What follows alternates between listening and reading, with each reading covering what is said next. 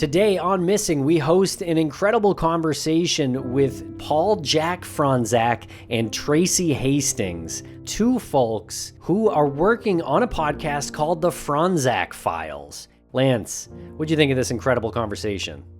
Really tough to wrap my head around it, and I was so grateful that Paul, Jack, and Tracy both had really good attitudes. We were able to laugh about this. I mean, in a sense, it is a tragic story. There are people who are still missing. There are people who are victims, but the intricacies and the unbelievableness of it, it is a true story, but the unbelievableness of it is really hard to wrap your head around. I can't wait to hear what the listeners think of this and what they get out of this. One of the best conversations I think we've had on this show in a long time. Yeah, I have to agree. It's really unbelievable, actually. And Paul Joseph Fronczak, he's written a couple of books now. One is called The Foundling, that was out in 2017. And his second book was called True Identity. And Lance, this story is bonkers because he was located in New Jersey, abandoned as a boy, about 1.5 or 2 years old. The FBI actually thought he was the baby who had been abducted from a Chicago hospital a year earlier, and they delivered him to the parents of that missing child. He was raised his entire life believing that he was Paul Fronczak. Turns out that's not exactly the case, and he was not that boy who was abducted from the Chicago hospital. So many mysteries are now opened. Where is that boy? Who is he? As we get into this conversation, there are more mysteries and more mysteries. It is wild, but as you said, Jack and Tracy, they both have incredible attitudes in regards to this story. Jack is well adjusted. He's so personable and nice and funny and etc. And Tracy is really great as a geneticist who is helping him work on this case. And Lance, they're trying to find his missing sister. So this is probably the wildest part, honestly, is that when he realized his true identity, it turned out that this little boy who went missing in 1965 had a twin sister who also went missing in 1965. And he doesn't know where she is. She's possibly living right now under a different name, not even knowing that she's not a part of the family that she grew up with. It's really remarkable, and I think Jack even says that, oh, this is where the plot thickens. And we were like, this is where the plot thickens? Like, there are so many parts in this where the plot thickens, and we do have a lot of thoughts on the conversation and the story itself, and we will deliver those thoughts in our now famous final thoughts that happen at the end of each episode. So that's going to be at the end of part 2. So make sure you stay tuned for that, where Tim and I will go through our final thoughts on this, because it takes that. You need to communicate and articulate this to somebody else just to get it straight in your head. Yeah, it's a complicated story. And there's also a documentary called The Lost Sons that's on HBO Max that Paul Jack is in and is a part of. And also, they have launched their own podcast called the Fronzac Files. So you can find more information about that at thefronzacfiles.com. There's a link in the show notes. Also, check out the YouTube page. Check out their podcast, whatever podcatcher you like to listen on. That's great. They are doing full video, so you may want to listen on YouTube. But it is a worthy mission, Lance. And yeah, probably one of the just flat out best conversations we've ever had on the show. And be sure to follow us on social media at MissingCSM. Right now we're going to break for commercial, and we will be right back. This incredible story, joined by Paul Jack Fronczak and Tracey Hastings.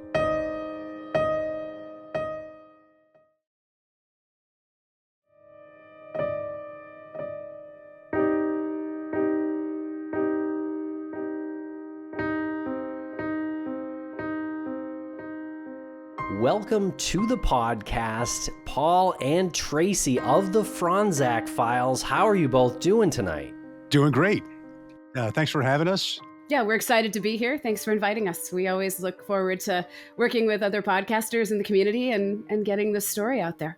Yeah, I love how you said working with other podcasters in the community, because we really do believe that this is a community. And when you have a story like the story you folks have, you do need a community to help suss through the details and make sure that everything is delivered in an efficient but clear manner, because you don't want anyone to get too deep in the weeds and get frustrated with it. But before we get into this, it is a remarkable story, by the way. Before we get into it, can we have you both introduce yourself, a little background, and then we can go into even more background and why you're here. But start digging. And then we can just start digging the way we like to do here. And I'll just say maybe ladies first, if you want to. Oh, sure. My name is Tracey Hastings, and I am the co-host, producer, and I'm also a genetic genealogist for the Fronzac Files podcast. I'm a registered nurse. I work in high-risk obstetrics. I've done that for about 19 years now. I live in Tucson, Arizona.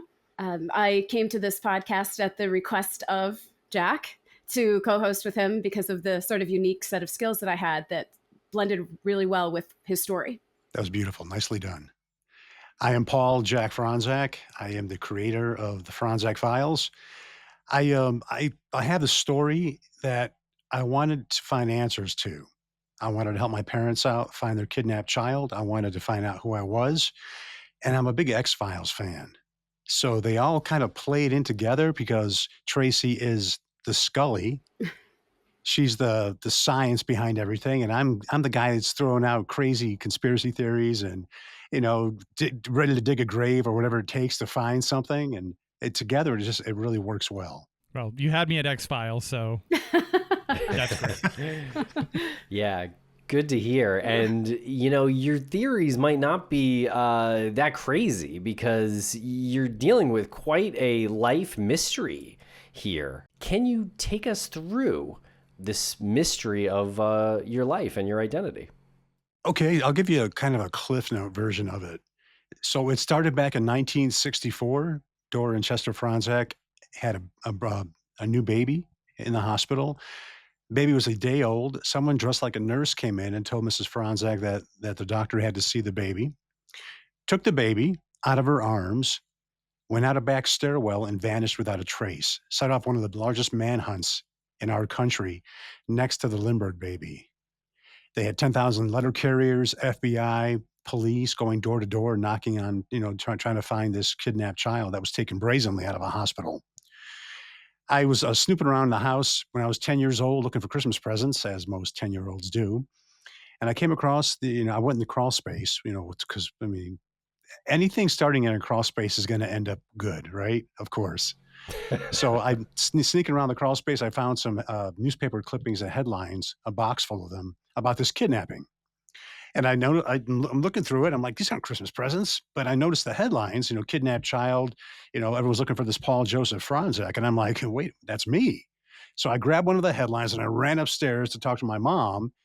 And she was doing something. She looked at me and her face got all red. And she said, how dare you snoop around the house? Those aren't your things. What are you doing with those? I said, but this is about me, right? I was kidnapped. And I think she was frustrated, realizing I probably wasn't going to just walk away. So she said, you were kidnapped. We found you. We love you. That's all there is. We won't talk about it again. So I was deflated. I felt really bad, but I kept those clippings with me and I never, ever forgot. We never talked about it again, but I never forgot.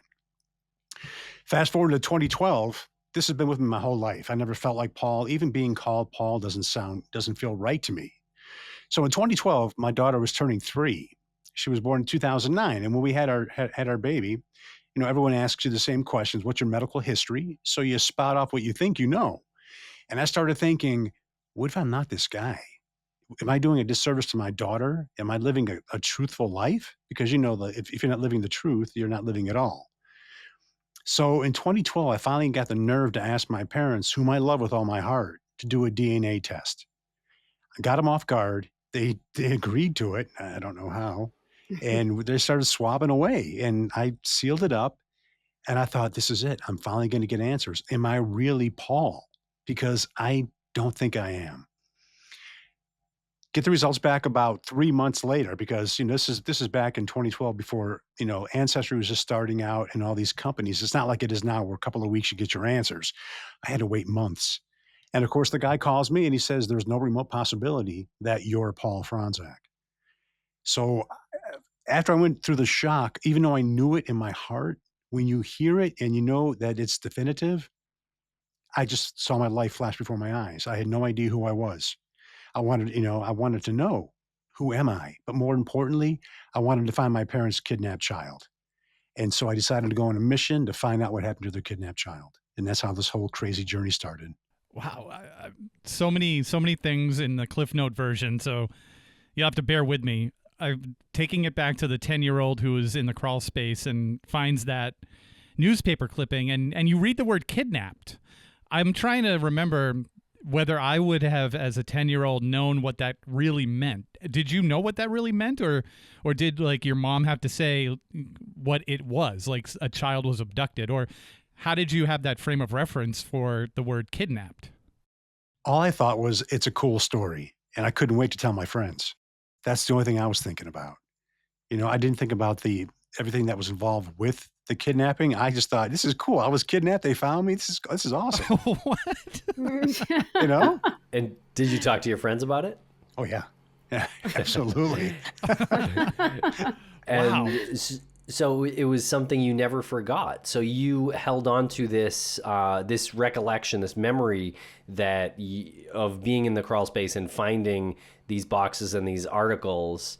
And so that stuck with you for like 30 years or so. And then you decided to do the DNA. Obviously, science got to a place where that was easy enough to do. But is that how it went? Pretty much. So I never forgot those clippings. And I would notice things about the family, like I didn't look like anybody in my family. They never listened to music. I started playing bass at 13. I was listening to Rush. Whenever my parents would leave, they had a turntable in the living room. I would crank 2112. I mean, the house was just rocking. I was in bands since I was 14. We'd have, bands playing in the backyard, stuff like that. And it was things I was never exposed to. My parents never listened to music, and my younger brother David never listened to music. But I had this driving force of always wanting to be in bands and play music. And later down the road, when I found out who I truly was, I met one of my cousins, and the guy was a famous doo-wop singer in the 50s. Music just runs in our DNA. Because I'm self-taught, and I'm still playing. I'm in 2 bands right now. So yeah, it stayed with me. It really did. But when I had my daughter, and I remember holding her for the first time, and I'm looking at her going, I know this is my child. Am I really their child? And that's what really, my wife at the time, and we used to joke around. My parents come and visit us. Like when they go to church, I'd get the hairs off the pillows. Like we're trying to, put the hairs in the little bag. You'd go have them DNA tested, but it wasn't really available back then. And then one day in 2012, when I was walking through CVS, I found an Identigene kit, and it was actually affordable. And that's what I bought, and that's what we use in order to test them for DNA. What instruments do you play? Bass guitar, I sing, little keys. How did it come to be that you ended up living with your parents as Paul Fronczak? So I was abandoned in Newark, New Jersey. We thought it was July 2nd, according to all the police records, but it's actually July 6th that we just found out through my amazing team and the research that they're doing. That's a whole new conspiracy thing that we're going to be talking about later. But this story it's the gift that just keeps on giving. There's always something new happening. But so I was found abandoned. I was a foundling. Someone left me outside of McCrory's Variety Store on Broad Street in Cedar in Newark, New Jersey. I had a black eye, wearing a brand new suit. And I was out there all day until someone finally dropped a dime and said there's an abandoned child outside. So I was placed in the system, the foster care system. I was given the name Scott McKinley, living with a family ended up almost a year. They had me baptized as Scott McKinley. They wanted to keep me. Then the FBI shows up and says, that's the kidnapped child from Chicago. So they had the Fronzacs drive from Chicago to New Jersey. They put them in a room with me. There's actually a picture right behind me of them meeting me for the first time. And they gave me like 5 minutes to make up their mind. Is this your kidnapped child that you spent literally maybe 20 minutes with 3 years ago? And my mom, she told me, she said, the world was watching. It was on the news. And back then the FBI was an authority. So you have the FBI telling you that this is your child. She said, I could have said, I'm not really sure. And then have me go back in the system as a foster child and wonder what's going to happen to me. Or she could have said, yeah, that's my son, because I very well could have been. And that's what she did. So what was life like as Paul Fronczak? Overprotective, because they had their child kidnapped and they never wanted it to happen again. So all my friends were out, till later at night, and I had to be in early. I was told never to tell people my full name because it was still in the news every year. It was hard for my parents because they had the newspaper reporters following them for years after the event and after I was found. So they hated the media, and I was really overprotected. And they have, Dave was their younger biological son that we know now, but he had this easiness with them. Like everything just seemed so easy. They had, it's like me and my daughter. We had this great relationship, and it's just something that it's just there because she's my child. I never had that with them. I never really felt like I belonged. It's funny, not to sound, ridiculous, but it was a 3-bedroom house. And even though Dave was younger, they gave him the big second bedroom. And I was the older child, but they put me in the little guest room with the tiny little twin bed. And then usually the older child would get those things first, and then they get passed down.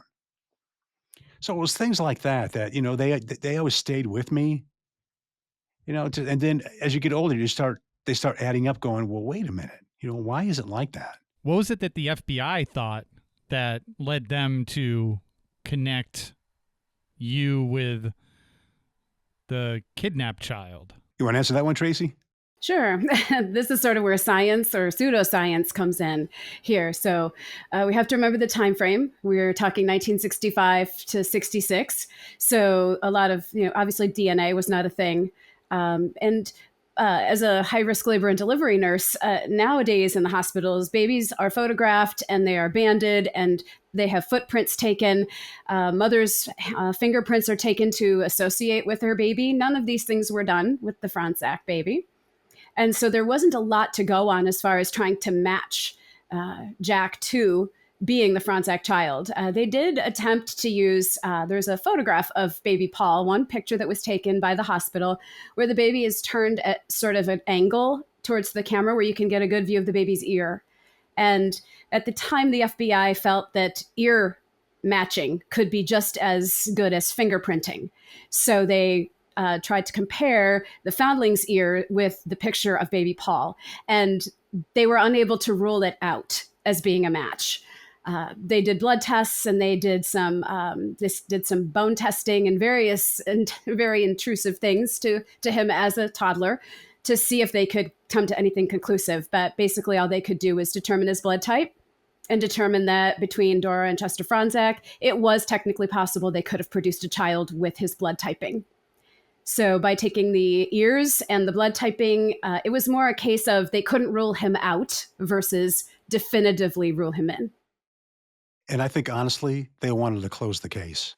Right. Two unsolved cases sort of coming together there offers a convenient answer, I guess. Exactly. Convenient. And we'll be right back after a quick word from our sponsors. Thanks to our sponsors, and now we're back to the program. When you found out that you were not Paul Fronczak, how did your family, your parents react? That's another whole story. So after I got the results back from the Identigene kit, I didn't tell them the results. I just didn't. So this is how naive I was. I thought I would contact my buddy George Knapp out here, one of the greatest investigators, reporters. He cracked Area 51. He's won Peabody Awards. He was, for an X-Files guy, that's the guy you want, right? So I contacted him. I thought that we can go and find the real Paul. And I wanted to thank my parents. My parents are amazing. They raised me so well. That's why I think I'm okay now, because with the upbringing I had, I could have been a basket case, but I'm pretty cool, pretty normal. You're pretty all right. But yeah. I'm pretty all right. But so George and I started working together, and I thought we would just find Paul. I would present Paul to my parents, and everything would be happy, and then I'd find out who I was. And it didn't work like that at all. It was well, as you know, the journey, it took years and years.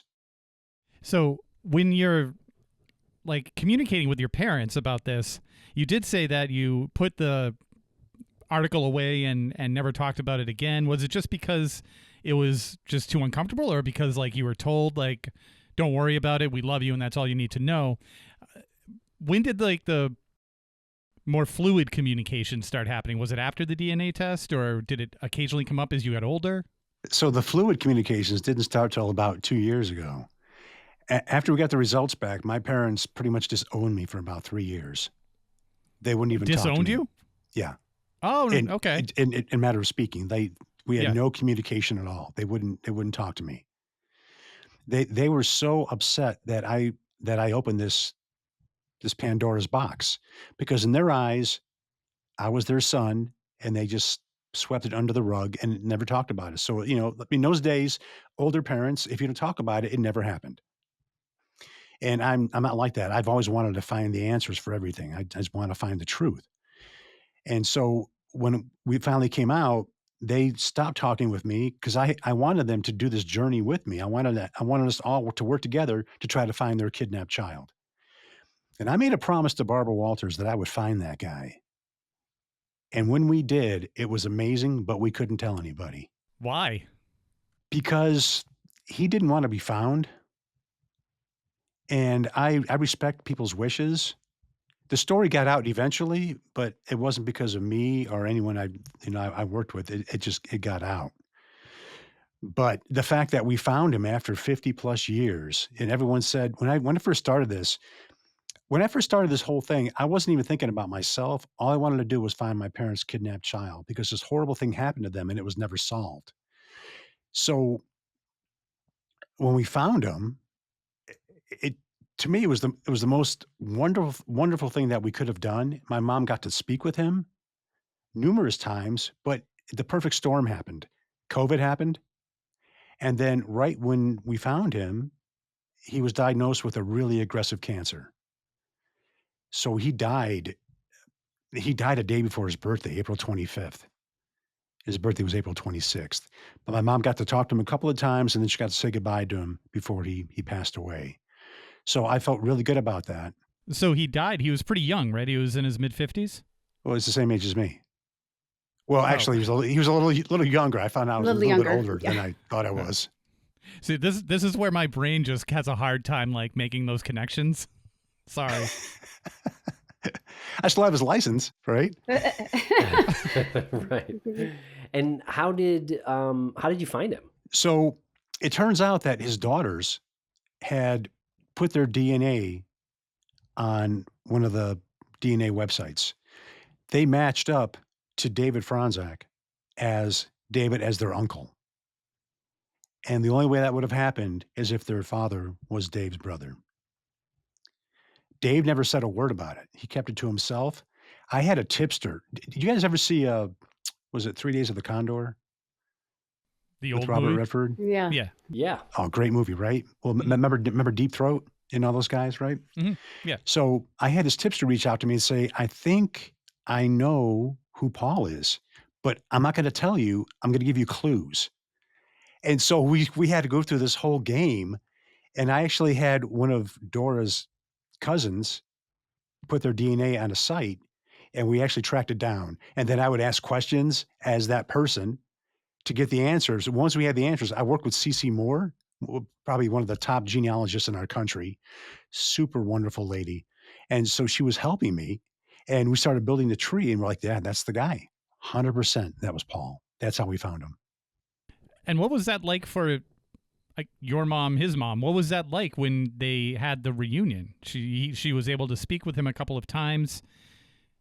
What was her feeling about that?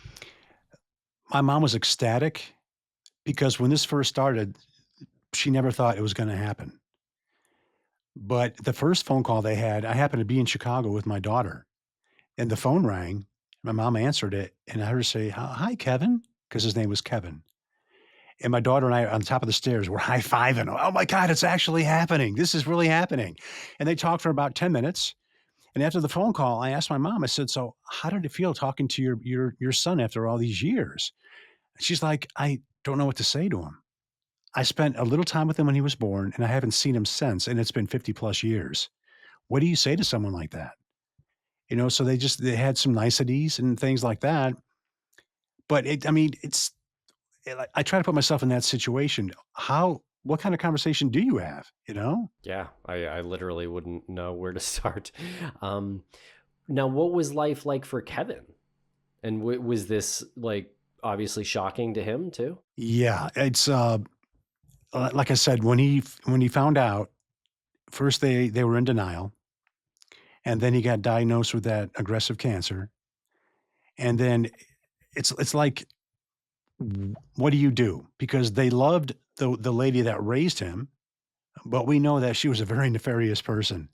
Tracy, you want to speak on that a little bit? Oh, yeah, we found out that the woman that raised him has extensive criminal background, potential ties to the underworld, criminal world, and that he was raised in a situation where there was alcoholism and probably some abuse and violence, which helped create his personality, unfortunately. And so he grew up with a lot of complexity in his life, a lot of complications, a lot of probably questions on his own. I think we assume that he probably may have questioned as well. Something might not seem right, right? So as far as much as Jack hasn't felt like he belonged in his family, I've always wondered how well Kevin/Paul felt he fit into his. He was told that his father was a professional football player who had disappeared from the scene. So that's sort of how the woman that raised him addressed the missing father element in his life. So, of course, we all know that a child raised without a paternal influence, a good one, that develops their own complications in life as well as a result of that. So it didn't seem like it was a good upbringing. It didn't seem like it was an easy life in any sense of the word. Was the woman who raised him the woman who abducted the baby from Chicago? No. So we're actually working on something right now. I think we actually found the kidnapper. And it's like I said, this story, it just keeps going and going. There's so many layers to it. It's a journey. It really is. That's really exciting. So I just want to catch up the listeners right now, just in case anybody, wasn't really tuned in, but I'm sure everybody is. So the woman who raised Kevin is not the woman who was dressed as a nurse when he was abducted. So the woman who raised him was not the person who abducted him, but that person, you believe, through your investigation, you found. Yes. Yes. We believe that that's the case. And we believe that the two women had ties to one another. And so that's how one person abducted and another person ended up raising this child. Have they done this before? Was this like a ring? Well, it's all part of the outfit out of Chicago. Do you know what the outfit is? I'm guessing it's like a mob organization. It is. You could say that. Yeah. Yeah. Because I hear outfit out of Chicago, and I know it's probably 30 years before that, but I think Al Capone and his mafia ties. Yeah. Yeah. Yeah. And of course, as you're working with a mystery like this, you have your working theories as you go, of course. So you find out something new and that takes you in a different direction. And so we've been able to tie these two women to each other in the criminal underworld, and also living near one another. And the woman that we believe kidnapped the real Paul Fronczak, she was married to a man whose last name was the same as Kevin's as he was growing up. The real Paul, his last name. This woman was married to a man with the same last name, which seemed a little too coincidental. Yeah. So her husband's first and last name were used as Kevin's middle and last name. Oh, wow. Yeah, there are no coincidences in this thing. And the cool thing about newspapers is that they're around forever. And our research team, they dig deep, and they found all kinds of newspaper articles about how the woman that raised him, all of her arrests, being arrested by the Vice Squad in Chicago. I mean, all these things that it's just very, very bad people. She had multiple names she would use. She tried to make herself 20 years younger at one point on some official paperwork. So this is a person who has a lot of trouble telling the truth and staying on the right side of the law. And we'll be right back after a quick word from our sponsors. Thanks to our sponsors, and now we're back to the program. Now, can you just fill us in a little bit on how rare it is for a baby to be abducted from a hospital? Tracy, I think you have the answer for that one, right? Being an RN? Right. Yeah, doing a labor and delivery. This story, when I first heard about it, and I was surprised to hear that this is the origins of the code pink that hospitals have now as a way to protect babies from being abducted from the hospital. The abduction of Paul Fronczak was the start of that. It was a slow build to having the amount of security we do now. The numbers are low, but any number is too many, right? So the National Center for Missing and Exploited Children keeps track of these numbers of babies that are taken out of a hospital, babies that are removed from their home as infants, babies who are abducted, at the store, or all of these type of things. So the number of babies since 1964 that have been abducted from hospitals is low. I think it's right around 75 or 78 total since then.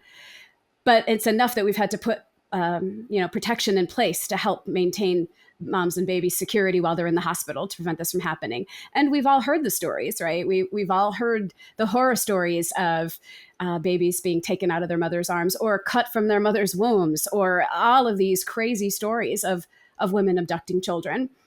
So it's not as common as we think, hopefully, but it's still there, and it shouldn't be. It shouldn't be an issue for families. They would literally cut the child out of the mother's womb? There are cases where women who are dealing with some potential like postpartum depression, psychosis, other type of mental health issues.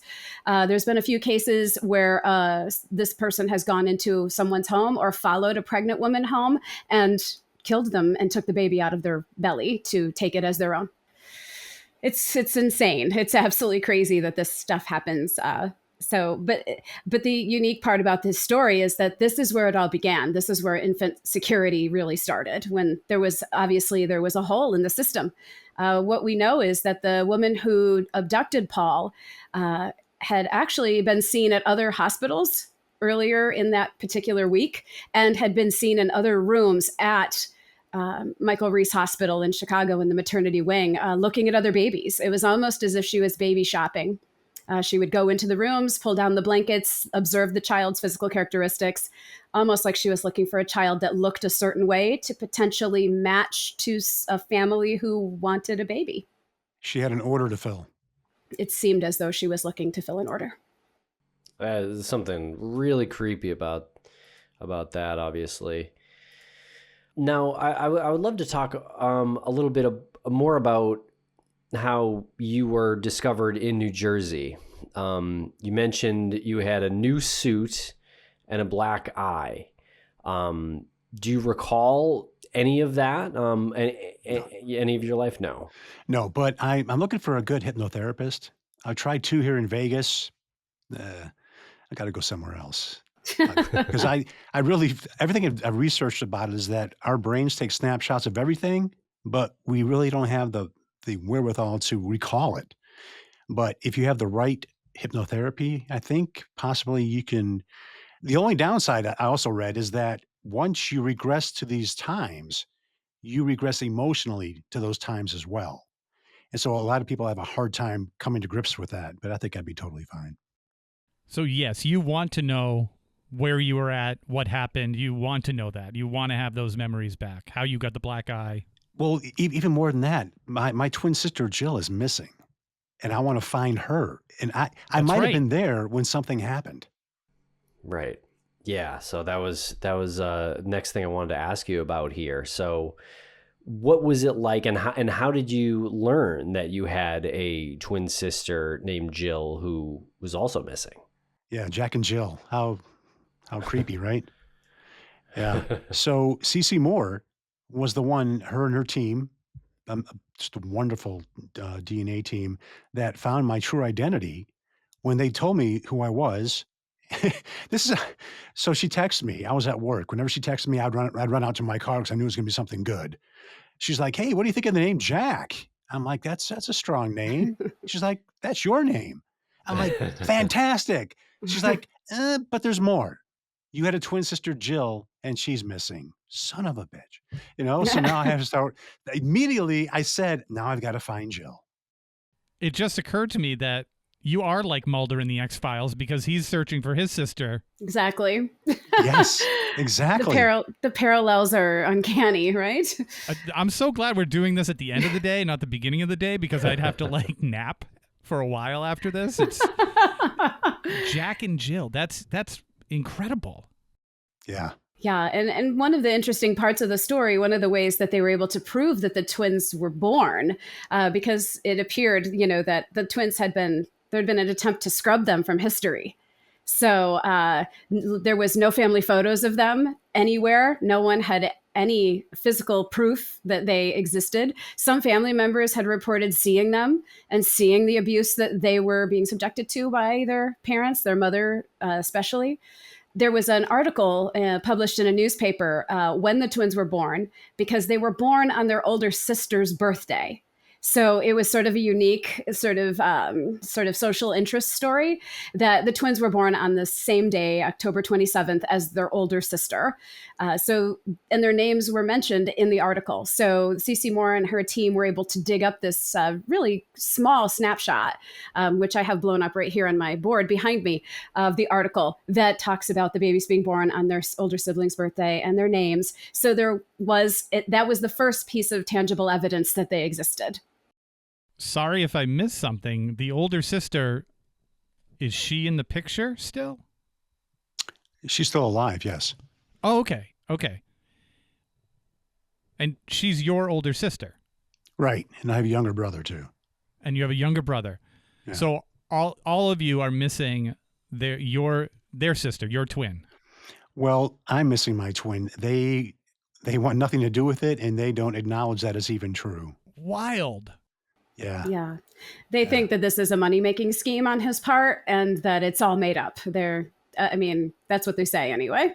I think they know something and they're just trying to cover it up. Yeah. So they're refusing to cooperate. They've refused to submit their DNA for testing to prove his sibling relationship to them. They've refused to cooperate in any way, shape, or form. You did tell them that you have a podcast, right? So it's not a money-making scheme? That's a good one. When you say you asked to submit DNA, is that with like the FBI or is that with your team at this point? Yeah, it's all for us. There's no FBI involved. We want to get answers. Yeah. Okay, so you guys are all on your own. Yeah, at this point, yes. Despite reaching out for help in multiple ways and multiple places, what we've determined on our own is that nobody wants to talk about this case. They want it to go away. So, and we're not going anywhere. Put it this way, this runs so deep that the last thing I wanted to do was open a missing persons case for Jill, because once you do that, you're cut out of everything. So me and my team, and I have a private investigator. We did as much as we could, and I finally broke down and opened a missing persons case in Atlantic City. We go there. Detective gives me a missing persons case number. He says, opening the case. Turns out after a year, he gave me a fake number. Never even opened the missing persons case. What? Why? What? No, that's the question. Why? Why would a police officer lie like that and purposefully send someone on a wild goose chase? And I think how you found out was that you reached out to the National Center for Missing and Exploited Children and inquired about the missing persons case. And they said, this is not a valid number. There's no case. We don't have this case number. It's not valid. So a year of time was lost looking for his sister because he trusted in law enforcement that they were doing everything they could. And of course, a case being this old, a year could be a lifetime because people pass away. Right. Well, I'm sorry to hear that. That is shitty. Yeah. Yes, indeed. Yeah. Thanks, Tim. I mean, call it like it is, right? Yeah. Yeah. I mean, I don't know. It's almost like a media bias or something because you at that point you had written 2 books and were in a documentary and probably several news segments and things like that, right? So that happened after the first book. Okay. So after we found a lot of answers, I wrote the second book, and then the movie just came out in 2020. Okay. It's crazy, right? Yeah. Yeah, that is crazy. All of this like pushback, do you think that this has anything to do with, or are you able to answer this? Do you think, if you're not able to answer it, that's totally cool. Is this something to do with that outfit from Chicago that you were speaking about? Does that still exist? Is that where the pushback is coming from? Is that why you're given like a fake case number? That's a great question, Lance. So the plot even gets thicker. My dad was involved somehow in law enforcement in the 60s in Atlantic City. His neighbor was Nicky Scarfo, who ran the Jersey mob. So you have all these people in Atlantic City, and then you have all these people in Chicago. So Tracy and I were just spitballing the other day about maybe they just wanted to close this and just maybe work together. We're not really sure. Especially because the kidnapping of Paul Fronczak generated so much law enforcement interest. I'm sure that it seems possible that if this were some type of a baby selling ring that was involved in taking babies from the hospital or getting them from somewhere to sell to people, this would have made Paul Fronczak, a hot commodity. This is, we need to get rid of this kid, and we need to get the heat off of this situation. And of course, the heat wasn't going anywhere. The media was all over this. It was a great story. It went internationally. And so it was still, articles were being published about it 2 years after the fact. Newspapers were still coming out and saying, the search continues for kidnapped baby. So even if they were waiting for things to calm down, they never really did. So maybe the answer to the problem was find the kid, even if it's not the right kid. And here was a kid that nobody was claiming in New Jersey. No one had come forward. No one had said a word. He'd been in foster care for a year, no identity of his own. And so this would take care of two problems, right? We have this foundling that we can't identify and no one's coming forward to claim. And we have a kidnapped baby in Chicago that's causing a lot of heat. So maybe we could solve both of these cases and everyone can move on. Wow. And you mentioned Nicky Scarfo. I'm vaguely familiar with Nicky Scarfo. Can you just give it a little brief? Who is Nicky Scarfo? Yeah, he ran the Jersey mob. He was the guy. So he was like the Don of the Jersey mob. Yeah, like Tony Soprano. And that literally lived down, literally a house or two away from the house where Jack and Jill were. Absolutely. Yeah. There's a woman named Susan Wallert who figures largely in Jack's books and in his documentary and in our podcast. We had her on as a guest of ours at the beginning of the season, talking about her experience. And she was a 14-year-old girl who was asked to babysit for the family. And when she went to the house that evening to babysit, she was told that the two little girls, the two older ones, could have whatever they wanted, eat whatever they wanted, sleep wherever they wanted, but she didn't need to worry about the twins upstairs. What twins? She had no idea that twins even lived in this house, and she lived next door. So she had no clue that these babies existed. So she saw the terrible conditions that these babies were living in, filthy mattresses, dirty diapers, curdled milk in their bottles, in the dark, in cages. It was horrible and traumatic for this young girl. And in her interview with us, she herself said that whole neighborhood was run by the mob. And so the family that lived immediately next door that shared a wall with Jack's family, they've refused to be interviewed. They've refused to talk about what they might have seen or heard. Even to this day, 60 plus years later, they won't talk about it. Yeah. How crazy is that to hang on to something so long? Wow. And you don't hear a lot of that connection with the mob and child trafficking. I mean, you kind of do, but usually the mobs, you hear gambling, drugs, prostitution, those types of vices that they take advantage of. Very rarely do you hear how connected the mob is to child abduction and child trafficking. Right. But anywhere you can make a buck, that seems like we're going to find them there. Right. I was thinking that because this was before the mob got involved with cocaine and things like that, but it was after, the prohibition and then like heroin and stuff. So this was like a lull for the mob, I think, and they needed this like alternative source of revenue. Have you gotten any like threats since you've been looking into this? Well, not until this show probably airs.